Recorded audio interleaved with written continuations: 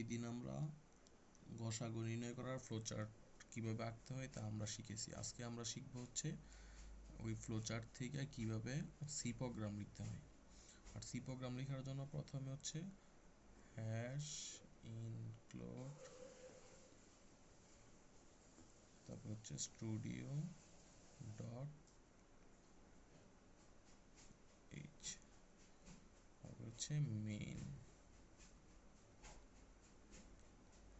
তারপরে second bracket শুরু, তারপরে প্রথমে আমরা ডাটা টাইপ ডিক্লেয়ার করব। তাহলে আমাদের এখানে দুইটা ভেরিয়েবল আছে। প্রথমে দুইটা ভেরিয়েবল কি টাইপ হবে? Integer type. ইন্টিজারের ইন্ট এ এবং বি। আর যে গসাগুটা আমরা নির্ণয় করছি এক্স, তাহলে এই এক্সটা ইন্টিজারের মধ্যে আমরা ডিক্লেয়ার করে নেব। ইন্টিজার হচ্ছে পূর্ণ সংখ্যা, আর ফ্লোট হচ্ছে দশমিক সংখ্যা, আর ক্যারেক্টার হচ্ছে যে কোনো কিছুর নাম বা বর্ণ। তারপরে আমাদের কি ইনপুট নিতে হবে? ইনপুট নিতে হচ্ছে স্ক্যানএফ দিয়ে।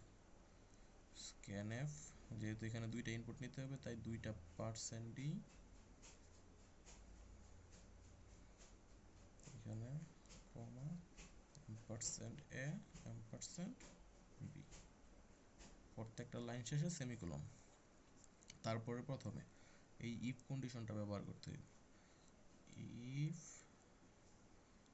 হচ্ছে a লেস দেন b। আমরা বলছিলাম যে গসাগু নির্ণয় করার সময় আমরা দুটি সংখ্যার মধ্যে যে সংখ্যাটা ছোট হয় ওই সংখ্যাটাই গসাগু হয়। তার জন্য প্রথমে আমাদের দুইটা সংখ্যার মধ্যে ছোট সংখ্যা খুঁজে বের করতে হবে। তাহলে এখানে ছোট সংখ্যাটা হচ্ছে a, আর বড় সংখ্যাটা হচ্ছে, যদি a যদি ছোট না হয় তাহলে x = b। তারপরে হচ্ছে আমাদের নেক্সট যেই কাজ, একবার ইফ কন্ডিশন ব্যবহৃত হয়েছে, তারপর আবার ইফ কন্ডিশন ব্যবহৃত হলে, ইফ কন্ডিশন ব্যবহৃত হলে আমরা এখানে, তারপরে আমাদের এখানে যে কন্ডিশন ছিল প্রথম হচ্ছে a modules x = 0 %b modules x = 0। যদি এই দুইটা কন্ডিশনই মানে যে যে দুইটা চলক ছিল a কে x হচ্ছে গসাগু, a কে যখন আমরা x দিয়ে ভাগ করব বাক্সের শূন্য হতে হবে, এবং b কে যখন আমরা x দিয়ে ভাগ করব তখন বাক্সের শূন্য হতে হবে। যদি বাক্সের শূন্য হয় তাহলে প্রিন্ট হবে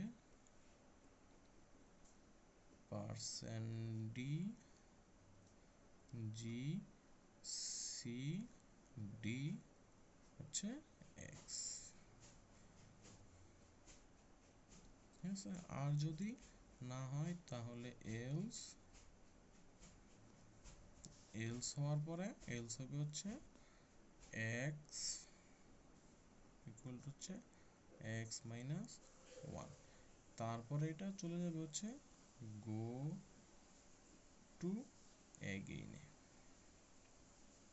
তাহলে এগেইনটা আমরা কোথায় লিখবো? এই গো টু এগেইন হচ্ছে আবার যে ইফ কন্ডিশন চেক করবে, তাহলে ইফের আগে আমরা লিখে দিব হচ্ছে এগেইন, GAIN। ঠিক আছে? তাহলে আমাদের প্রোগ্রাম শেষ হলে হচ্ছে আমরা এই যে প্রথমে এখানে যে ব্র্যাকেটটা দিছিলাম এই ব্র্যাকেটটা এখানে ক্লোজ করে দিব। ঠিক আছে? এতটুকুই।